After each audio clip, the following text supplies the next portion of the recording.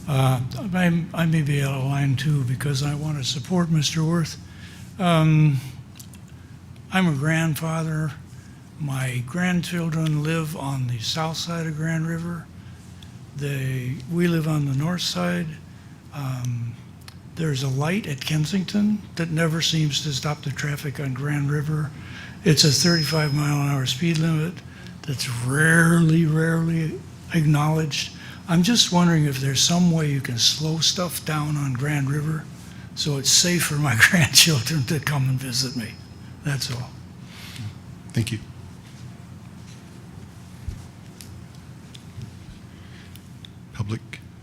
Back to the public hearing regarding 321 East Grand River.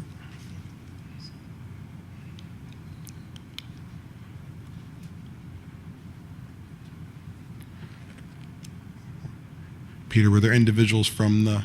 There are. The applicant team is here. Was you? Yeah.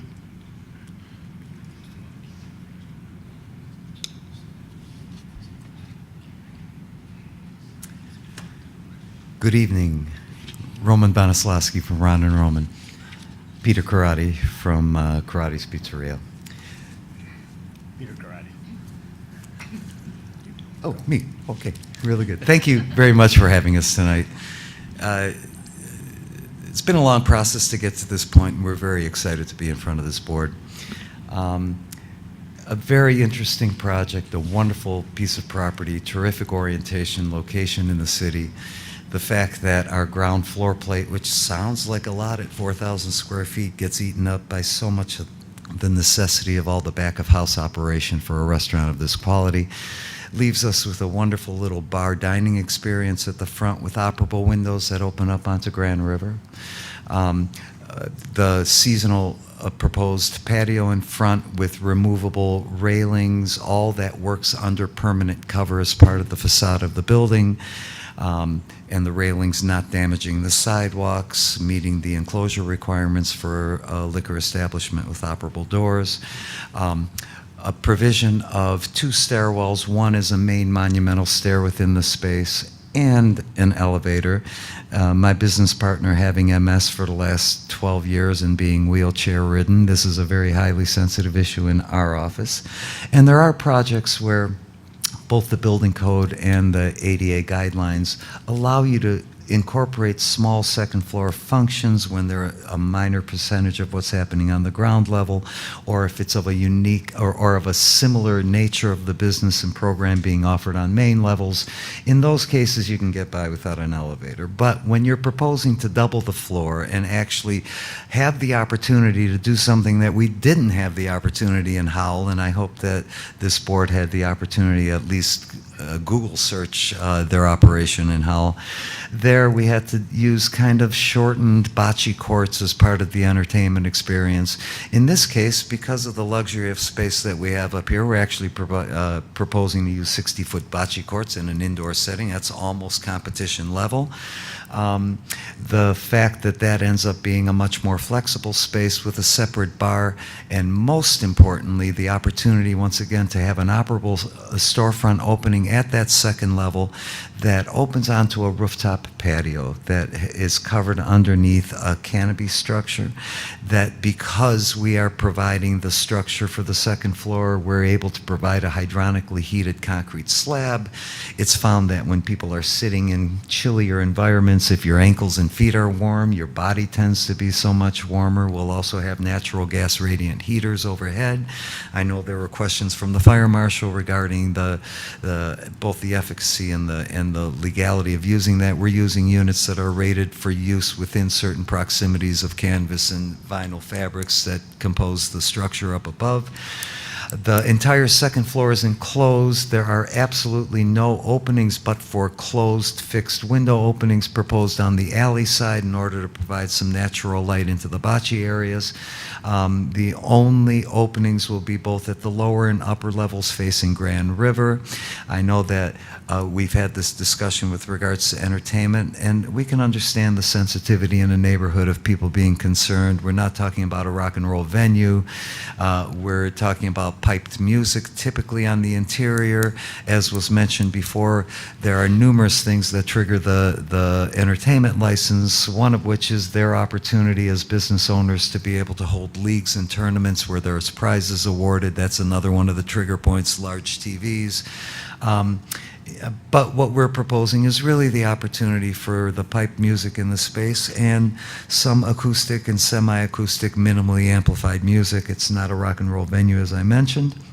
We are very proud of the facility we designed in Howell, where we've been able to incorporate both a bar environment as well as a family-friendly pizzeria. That's our goal here also. This is for everybody. The facility's planned for everybody. The fact that we have a younger student population here, we believe that bocce gaming, which is not a very rambunctious sport, but again, 30 is seconds as remaining. thank you, is as amenable as shuffleboard, for instance, in a space. The actual proposed quality of food, Peter's other operations, which have proven to be very successful for us even through COVID. We're very excited to get in here and get this operation going because we think it'll be a great boom for the area. And with my time up, can I have the owner speak for 30 seconds with regards to the operation itself? Thank you. You said everything. Good. I think Roman said pretty much everything. Yeah, like you said with the second story, I think that it's going to be like really great for East Lansing. Looking at East Lansing, I'm hoping that, you know, it's definitely going to improve people's property values. I mean, and I'm hoping that other storefronts will put a second edition on also. I think it would really help Grand River. It's going to be nice for Grand River, and they do a very tasteful job of designing restaurants, so looking forward to it. Any questions?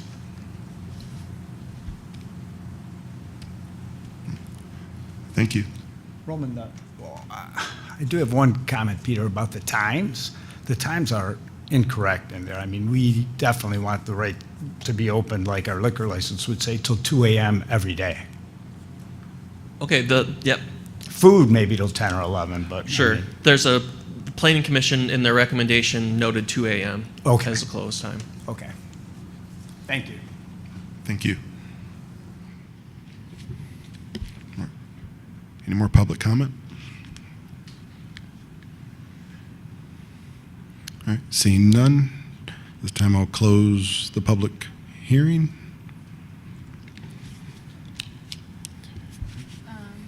Any other council discussion before I move this? No, I was going to make a motion, but you actually have the text in front of I you. do, so- yeah. Shoot it. Okay, I move to approve the special use permit site plan and application from Ron and Roman Incorporated, subject to the 27 conditions recommended by the Planning Commission. They're a thorough bunch, our Planning Commission. Further approve the liquor license application from Peter Karate and the entertainment license application from Karate's and Green LLC. And I will second. All right, any further discussion? I will say that the much better half and I are secretly bocce fanatics, or he is, and I have warmed to it. And we've been to the location in Howell. A year ago, we were at a different bocce location in Chicago. It was the first time we'd been to a bocce bar, you know, and it was an absolute riot. And I think it's going to have a lot of appeal. You know, we do a lot of drinking on Grand River in East Lansing. At least here, people will be expending some of the energy that tends to come with that. But also, it's just a lot of fun. My 78-year-old, not quite mother-in-law, absolutely loves it. We had a blast in Howell with her, so best of luck. Although I would like to note that, you know, please be kind neighbors. You know, particularly with the porta potties, that's tough on all of us. And I do appreciate your sensitivity to the ADA. The one nice thing I will mention off mic is that we have a bathroom inside the building that is going to be maintained throughout the construction process, so we're not planning on porta potties. Okay. And did you like the Howell facility that was developed? Did you like the Howell facility when you were there? Yeah, we really, well, ADA was a little tight between tables. My my sister who uses the wheelchair wasn't with us, and I don't know how that would have worked out. But I like the front porch. We were mentally thinking about going back. I didn't even notice that the bocce court was abbreviated, but perhaps my more particular bocce fanatic, much better half, he may have picked up on that. I don't know. So. No, just say thank you, Peter, for the work on this and extensive. This is a really thick packet, so thank you guys for all the work. All right. With no further comment, all in favor? Aye. Aye. Opposed? Hearing none, motion carries. Next up, let's do this actually. 5 minutes? All right, we're going to take a 5-minute approximate break here. We'll return 8:30.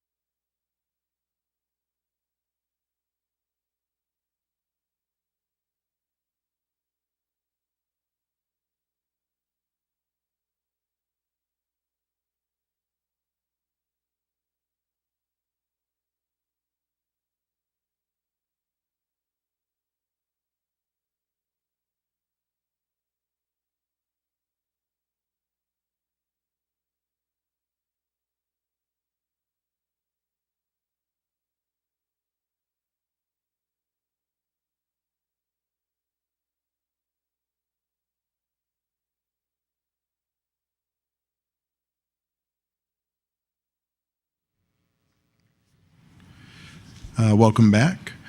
Next to the business agenda, item 6.1, discussion of requests for changes to city code to allow self-storage facilities in business districts. Hi again, everybody. So Peter here again. Try to keep this as brief as possible for you. One of the other hats I wear here at the city is helping council navigate policy issues.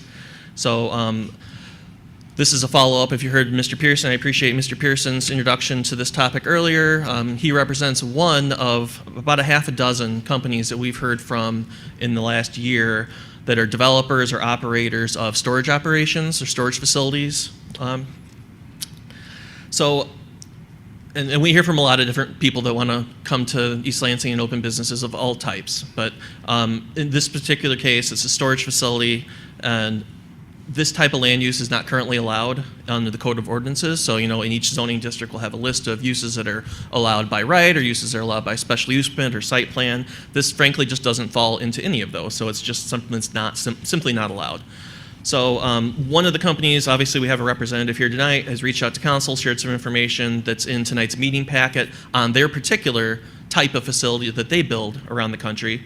But I wanted to talk kind of in the broader sense on the policy itself, because certainly if we go down the road of allowing storage facilities, you wouldn't just see Mr. Pearson's client, you may see a variety of other types of operators or types of storage businesses. So I think it's important to kind of look at this from the whole picture.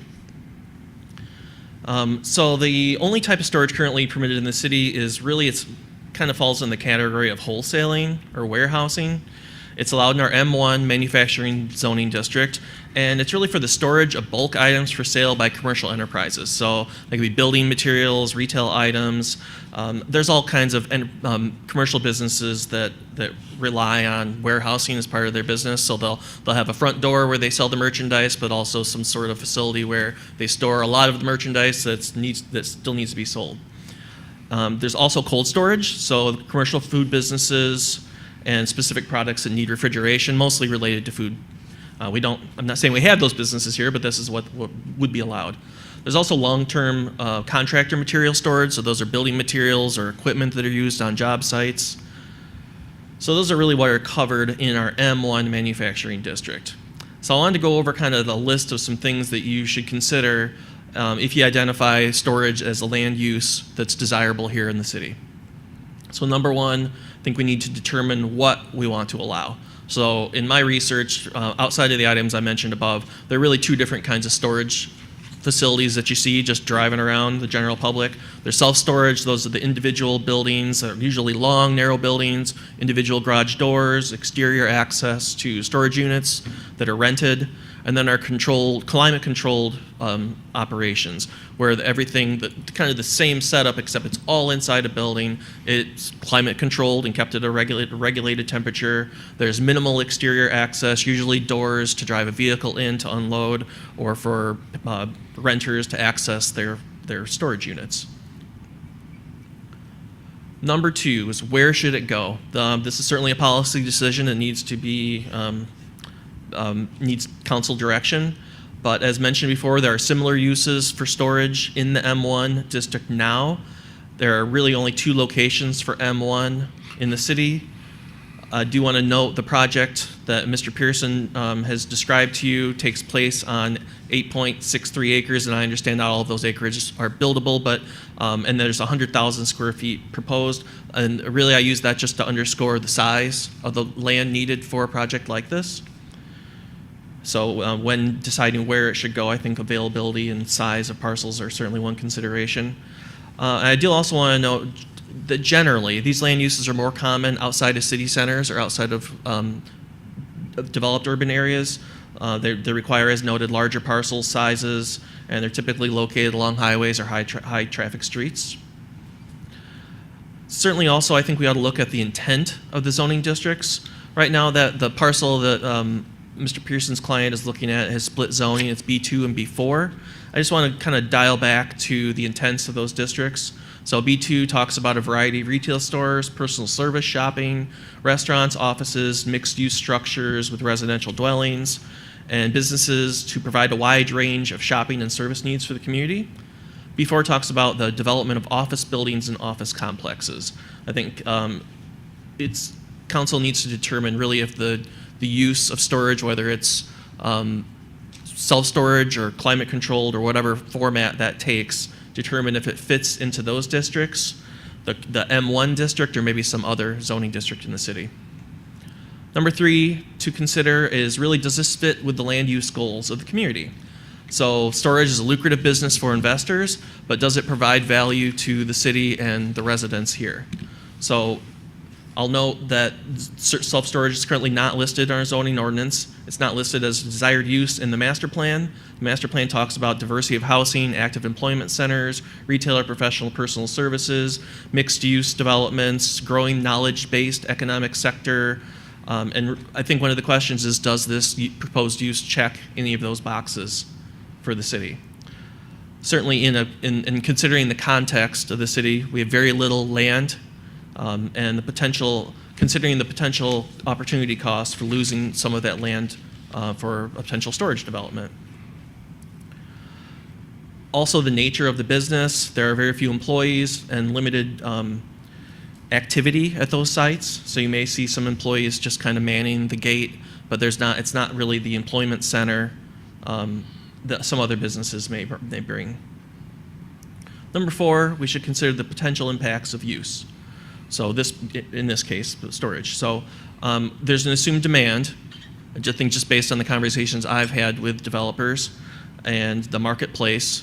So there's an assumed demand, so we have to assume that if we do allow this use, they will come. But consider what challenges does that use present to the city. So I think on the one hand, negligible traffic impacts, relatively quiet use. But some other potential challenges might be an inactive use of the property, potential for hours of operation that extend 24 hours. Both the zoning districts B2 and B4 do not have limits on hours of operations. Now these could I'm going to talk a little bit about special use permit, but some of these challenges could be handled via the special use permit and application of conditions. So if you choose to go down this road, and I'm not advocating one way or the other, but I just wanted to kind of have all the information before you make a decision on this. I think it's important to decide which zoning district it fits into, some possible limitations, maybe to larger parcels, establishing a maximum distance from a minimum distance from adjacent residential developments. I would recommend, if you do allow them to go via the special use permit route, so make any of these uses approved only via the special use permit process, which right now includes public hearing with the Planning Commission, public hearing with City Council. And as we've discussed at, I think at the last meeting, the special use permit process provides opportunities to mitigate impacts via conditions. So conditions placed on projects to ensure that they operate and meet the intent of our ordinances. I would also, let's see here, we should include standards for appearance and storefront. I know the project that Mr. Pearson has showed you does include more of a storefront design, but I think things like that and also fenestration to ensure that there are some windows on a ground floor, that this looks like most other developments, would be required as well, or would be something that we should consider as well. So I'm really just here to answer any questions you might have about this proposal. Thanks. So we would be sending this to the Planning Commission for study? Is that how this would proceed, or? Well, I think what you've been asked so far is one of the operators has approached council about possibly initiating a text amendment. So that's within your right, I think, to either to choose to do that or to not act on it at all. At that point, the process would stop. The status quo would remain. Storage facilities would still not be allowed in the city. The other option being, if you decided you wanted to at least explore this, certainly you wouldn't even need to commit to it. You could initiate an amendment and refer it to the Planning Commission. Planning Commission and my team could develop a draft ordinance for consideration, and Planning Commission could hold a public hearing on that. It would eventually come back to council for a public hearing, and you could decide whether or not to approve an amendment to the ordinance, at which point that would be it potentially an allowed use in our zoning districts, and we would have a process by which to vet those proposals. If I may, I remember, it seems we don't have this in the ordinance, but I think Mr. Lahanas might be the only person who remembers this. But we must have had storage units at some point in the city, because I remember when Ted Staton was city manager, a story came out in the Town Courier that we had an older woman, something over age 50, living in a storage unit. Do you remember this? I don't recall. I do believe we have a storage unit, but I thought it came in as a part, it may not actually be in the city, it may be just out of the border. I'm thinking in the northern tier, next to Bath. I mean, it's at the Bath border. Is that in the city or just It is outside? outside the city. Just There's one outside the city. very close to the city limit I don't as think you we go have on a storage north unit of in town. the city. There's also the Chandler Road Strip Mall has been converted into storage as well. Correct, yeah. Which is also not in the city, but is Right. directly on our. So I think it's directly adjacent to the city's border, but it is not, I don't believe, in the city limits. Okay. Yeah. I distinctly recall reading Ted's comments in the Town Courier, so that's why, but it was probably just over the line. So, okay. My research shows we don't have any in the city. There's about 20 in the greater Lansing area. Mhm. I know we have 3 in the northern tier, block by block. The huge Okay. one at Chandler, the one on State Road, and the one in the plaza with over there across on the other side of Chandler. There's like it's maybe 3 or 4. Probably all technically in Bath. Bath for sure. I have no interest in moving this forward. I don't, it's not my habit to belittle anybody that wants to do business in town, but I think, this isn't a use that I personally want to see in East Lansing. I think we are land poor. We are completely landlocked on 3 sides. We've already essentially annexed as much of Bath as Bath will give us, and I think, it's kind of our responsibility in terms of balancing our local economic climate to maximize our land uses that are not currently residential. I think, one of the reasons that we have disproportionately high property taxes is because we have disproportionately less office and non-residential uses. And so inviting a use that is essentially an empty building with 3 employees that doesn't have economic driving benefit beyond just, being well-maintained and attractive is not something that I see in the future land use in East Lansing. So I have no interest in moving it forward, and I can't imagine a circumstance in which I would vote for it if it came up against or in front of us again. So. Yeah, and you relatively stole my thunder on that one. You know how particular I am with land use and what we have remaining, so I just can't. Sorry. In good conscience. Yeah. So that's where I stand. Yeah, I wouldn't mind sending it to the Planning Commission to study it, but I also wouldn't want to set up false hopes or set up something that's doomed. I don't see it as a priority for our land use right now, reflecting this council or in our master plan. So, so I think for tonight, at least it goes down at least 2-1, maybe 3-0, but. Well, and we do have a small council here, so it's kind of hard to say exactly what the will of the 5-person council would be, but it's my thought is if we're not serious about considering it, we shouldn't ask Planning Commission to put in the work, so. Exactly. That's up to the mayor, I guess, if you want to start the next one. It's not a public hearing, but if I can Really slapped down. throwing out a line here. In terms of the need, the reason that you need it is that what you're doing in East Lansing, as witness other projects you've seen me on, is creating dense housing.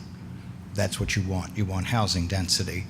And what you're doing in creating housing density is creating the need for this use. In terms of the tax base, the answer is that, frankly, knowing your assessor, he assesses commercial property based on its income. And so even though there aren't people in it, there's rent.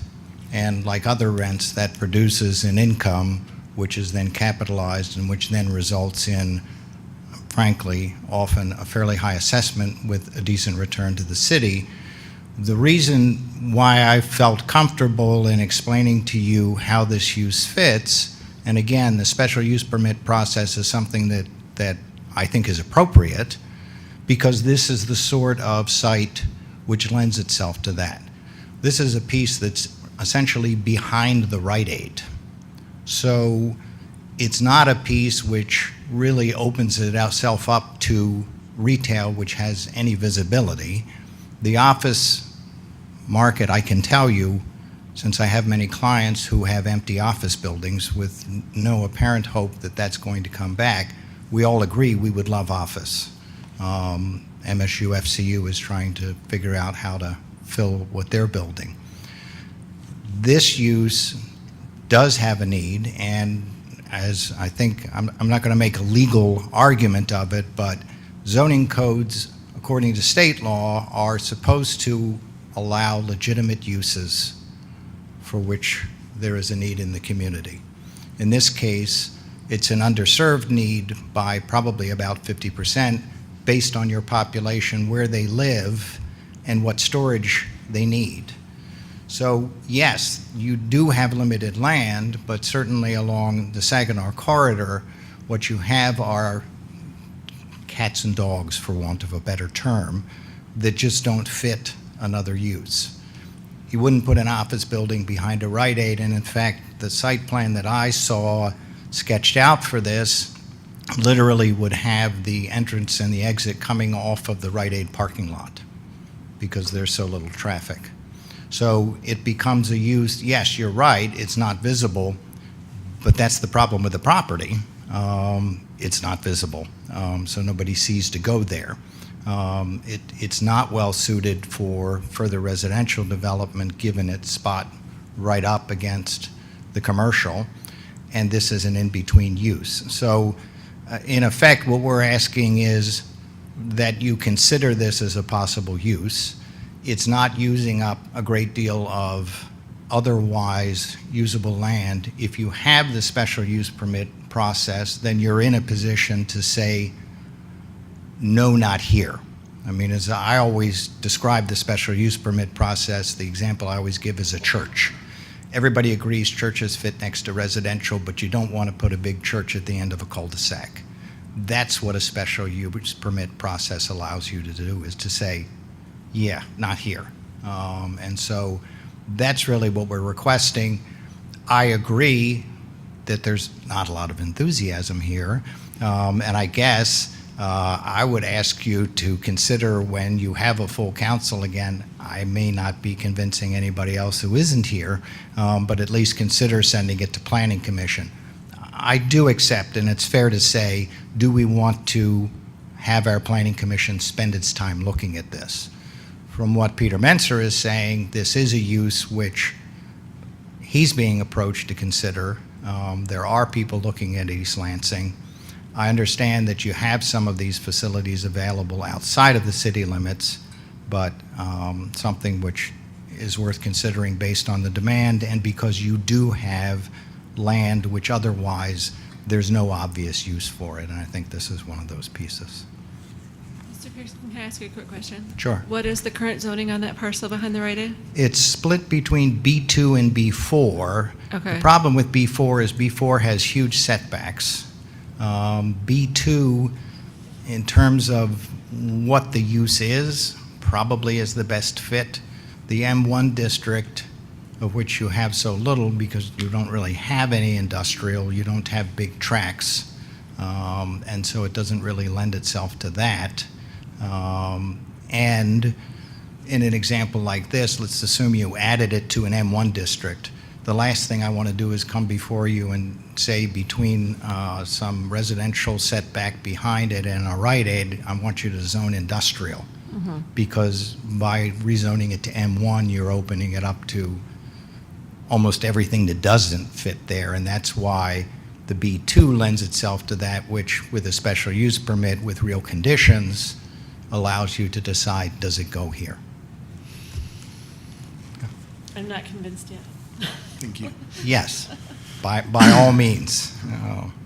We're all set. Thank you. Okay, thanks. All right. So we don't need any action on this then.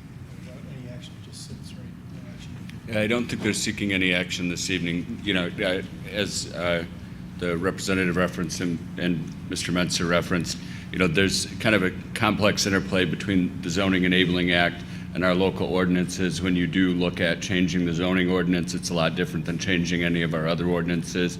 And so the Planning Commission does play a vital role. And if you did want a change that would be a text amendment or anything of that nature, we could draft it, then send it to Planning Commission for review and recommendation. You can act consistent or inconsistent with the recommendation, though.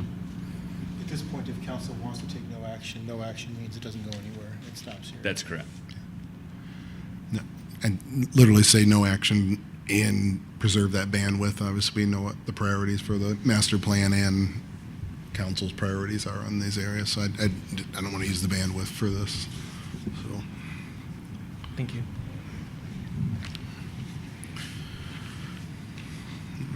Next up, item 6.2, consideration of ballot language for proposed library millage for November 8th, 2022 general election ballot. Yeah, good evening, everyone. I'm happy the library trustee, I think she stepped out. I don't have my glasses on.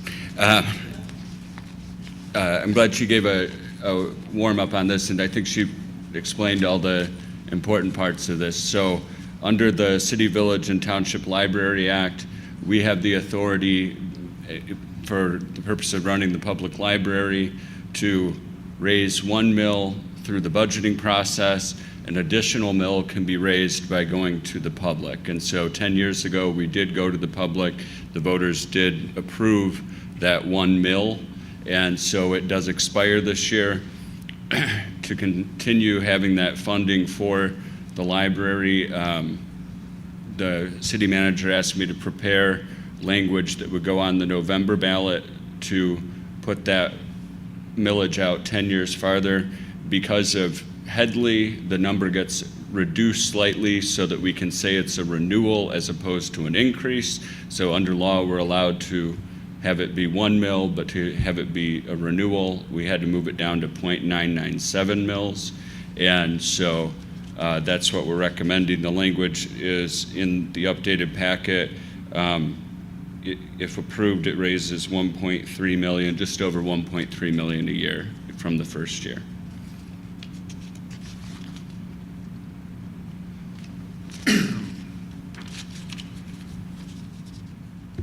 Questions?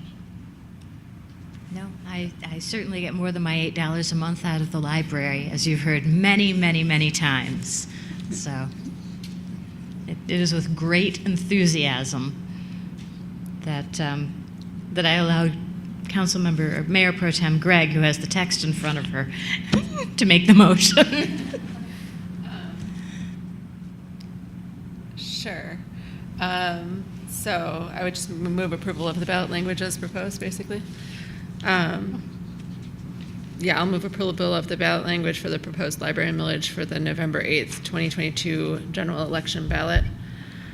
I'm assuming that all of the council members have read it. It's very straightforward. It, is pretty explicit that it's a renewal and outlines everything Mr. Chubb just said. Gladly second. Any further discussion? Hearing none, all in favor? Aye. Aye. Aye. Opposed? Motion carries. Next up, item 6.3, consideration of budget amendment for fiscal year 2022 for various funds in the combined amount of $6,440,670. Hi, good evening. I'm presenting our final budget amendment for fiscal year 22, so we're throwing it back to the last budget. This is kind of our standard procedure for year-end, doing some housekeeping. This isn't intended to be an all-encompassing every savings or every overage, but to just make sure that we are complying with the resolution that we have no expenditures that exceed what's been adopted or amended thus far. So that's the main driver of this amendment. But then we also wanted to present ARPA as part of what we've spent to date and what we're expecting to spend. So the $6 million is a little misleading because there's a couple of large things in here. So ARPA is about $800,000 of the total budget amendment. And I've kind of provided an update of where we're to date on the council-approved ARPA projects. But then also we've got about $4.5 million of transfers. So we're showing both sides of those transfers. The two largest are there's a transfer from the general fund to the capital improvements plan or program fund for $800,000, and that's from the proceeds of Lot 4 that was sold last fiscal year. So we're moving those funds to CIP. And then similarly, in the garage fund, we sold Merritt Road property about 2 years ago, and that's about $1 million that we're moving from the garage also to CIP. So it's housed in that capital improvements fund for any future use. I don't know that there is an exact plan to date, but rather than housing those in fund balance in those two funds, kind of centrally locating it in the CIP fund. So that was the driver of those two. So between the $800,000 and the $998, that's kind of shown twice in the budget amendment, and that's why I say the $8 million's a little misleading, or the $6 million's a little misleading. Additionally, there's about $271,000 of transfers from the income tax. Using some of the estimates that Jill had prepared during the budget, I'm still using those estimates while I get comfortable with the income tax fund, but thinking that we're going to be a little bit better off than our original budget, we would then comply with the 60-20-20 and send those transfers to the CIP fund for additional projects for infrastructure or to the general fund to satisfy the public safety portion of that charter. In income tax, we're showing, like I said, a little bit of an increase from budget, which would also then allow for additional supplemental pension payments. So we'd originally budgeted between the general fund and the income tax fund just over $5 million. And then with this budget amendment, we're going to be at just under $5.5 million. So more supplemental pension payments than we had originally budgeted, so we're going to satisfy that completely this month. We've already sent the general fund portion, so this would be part of the income tax is going to be sent now. We did some of those back in December. The other two areas that I wanted to highlight were in the local street fund. Normally we do an encumbrance roll in the October budget amendment. We weren't quite sure how construction was going to fare, how we were going to catch up on some of those projects, so we didn't do an encumbrance roll for the local streets fund. We've been able to make some progress, so this budget amendment adds about $500,000 for those projects that have carried over from the prior year. And then lastly, the largest other kind of item to discuss is in the Parks and Recreation Fund. The school age program received $558,000 in federal grants between two different programs. And the largest of that is child care stabilization. They were able to provide some refunds to participants as well as enhancing those programs and additional costs that they've seen from the pandemic and all supplies that they've needed to purchase. I wasn't going to touch on any of the smaller items, but if there's any other questions or anything else in the memo, I can address those. I just had one clarification point. When you say that number reflects things coming and going, that means essentially like it's doubled in the estimate. Okay. Especially the transfers, they show up twice Mm-hmm. to, okay. Yep, that's what I thought you meant. I just wanted to make sure. Thanks. I think most of this we've discussed before, particularly the child care refund, which I think is a very positive thing, so thank you. The past 2 years have been, I don't have children, and I can only begin to imagine how hard the past 2 years have been on people with children, particularly school age and younger. Brutal. Yeah, unreal. We're all real tired. Yeah. I'll move approval of a budget amendment to fiscal year 2022 for various funds in the combined amount of $6,440,670. I'll second. Further discussion? Hearing none, all in favor? Aye. Opposed? Motion carries. Item 6.4, consideration of a resolution extending due date for restaurant and license fees from June 30th, 2022 to December 1st, 2022.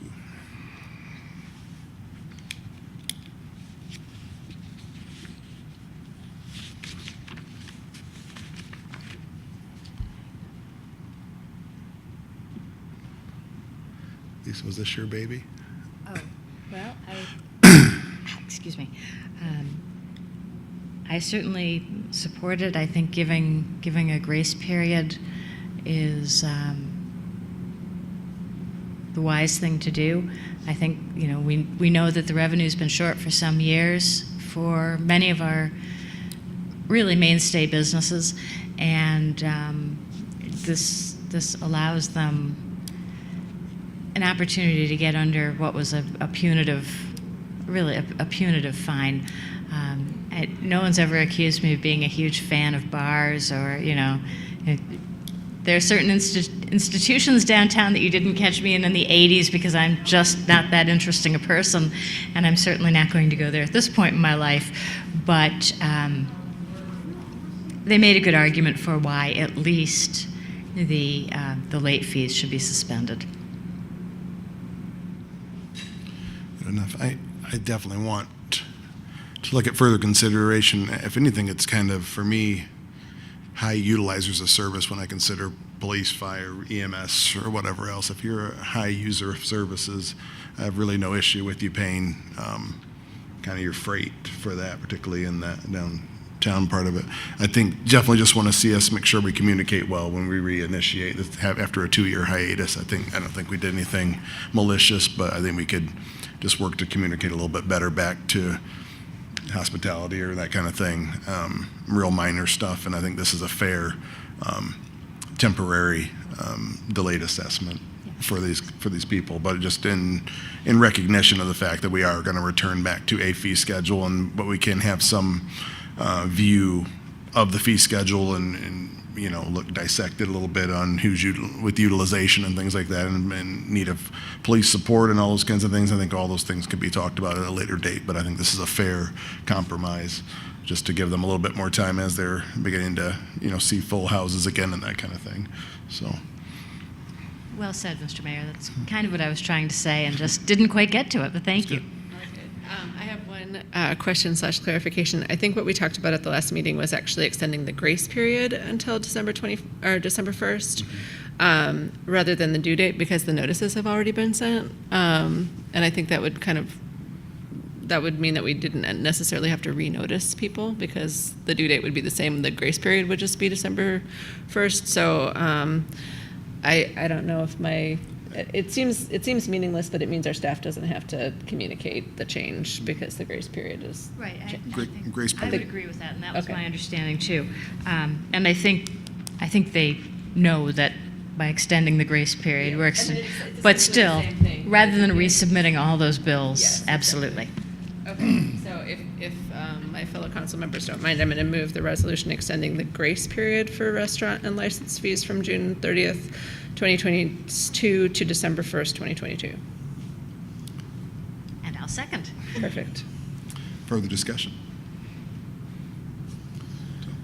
I think we just need clarity in terms of what, so typically how the process has worked in the past 2 years when the fee was deferred was we would still require the documentation. And so I want to make sure we understand what the council's expectation is in terms of us receiving the actual application, which includes things like the grease plan, review by various divisions. That's been continuing to go on, and there has been situations where that information had not been provided, and those folks would be considered not in compliance and therefore would be fully due and payable. Similarly, there's situations where we cannot issue the license if folks are not in good standing with the city. So would it be the council's expectation that those requirements would continue vis-a-vis having the full application for the restaurant license received prior to June 30th, or did you want to extend that period of time? I think Basically looking for that point in which, if they have not given us the information we need, that they are not in compliance and therefore would be subject to the fees. as long as we have sufficient time to communicate that to them, because it's coming up very quickly.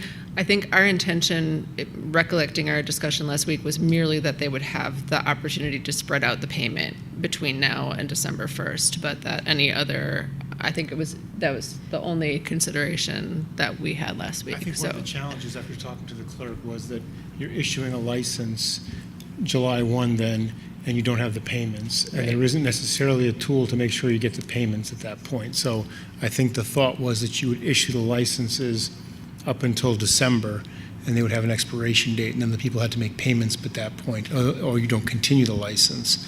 So was that recollecting? I wasn't here for the discussion, so I'm a little disadvantaged on that. I think that's close, but I think that the operative thing is, one, the complete application and the issuance of the license. Yes, and then two, just so the council is aware that there is going to have to be significant staff work at the clerk's level and at the finance level to make the changes in our financial system necessary, which will also come with some costs related to our vendor to make those changes.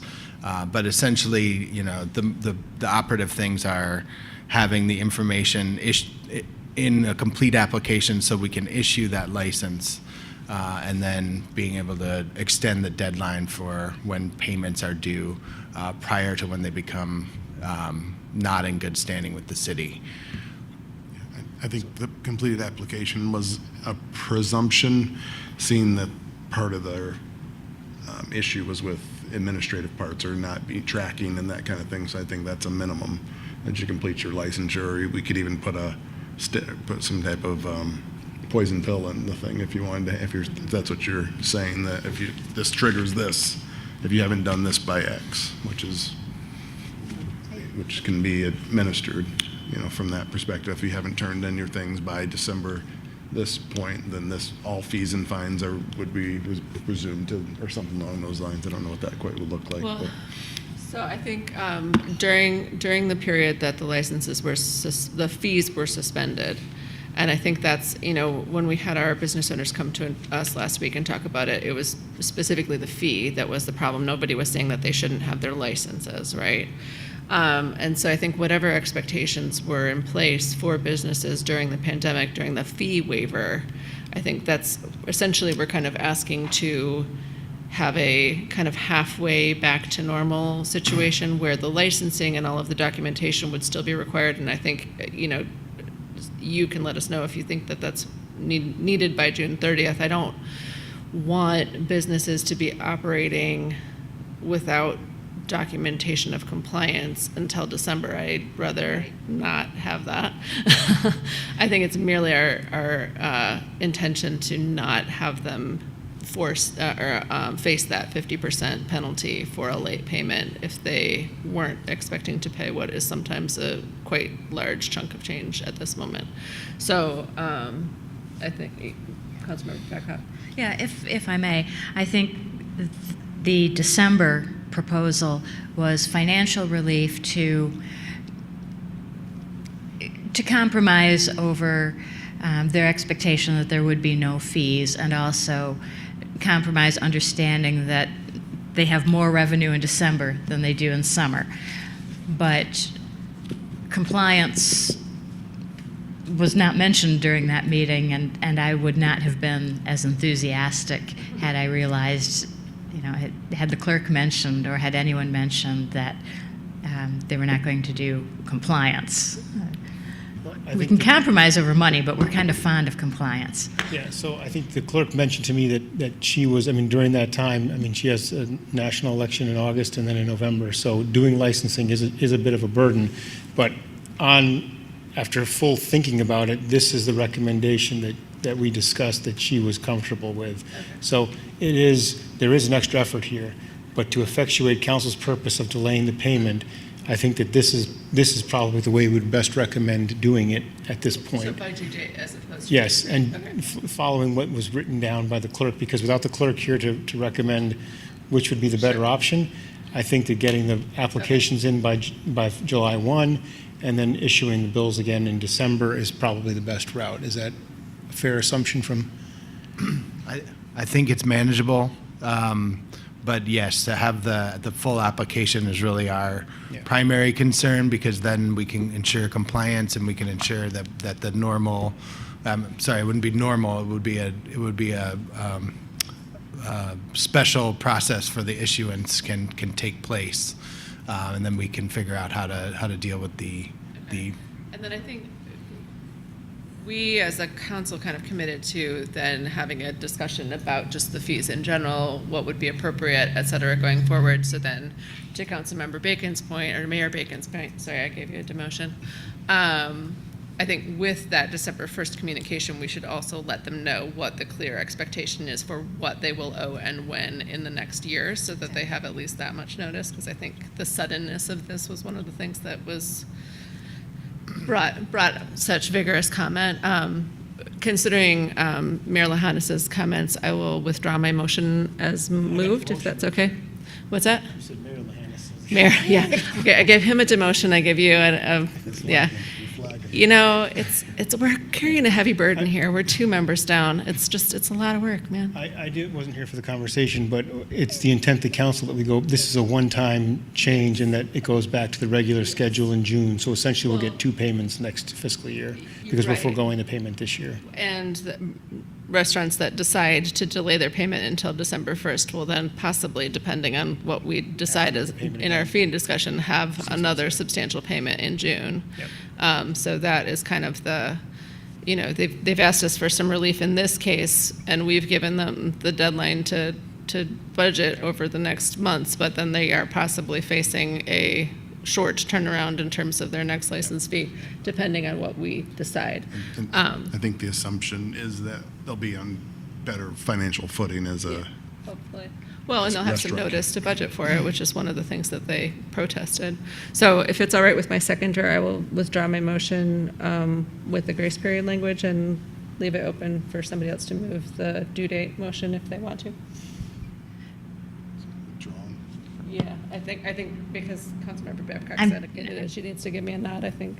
Down the language, I like doing the grace period. I still, I don't. Yeah, if the staff that All administers I'm it- working off here is my personal cell phone, which is not helping me. Yeah, no, I understand. Yeah. Take it, it's, as much as I value our 2 colleagues, you take the Wi-Fi away and we really I know, struggle. we're We can't go on. Yeah. We should have invited you to move down. You're like on an island down there. Yeah, that's true. Yeah.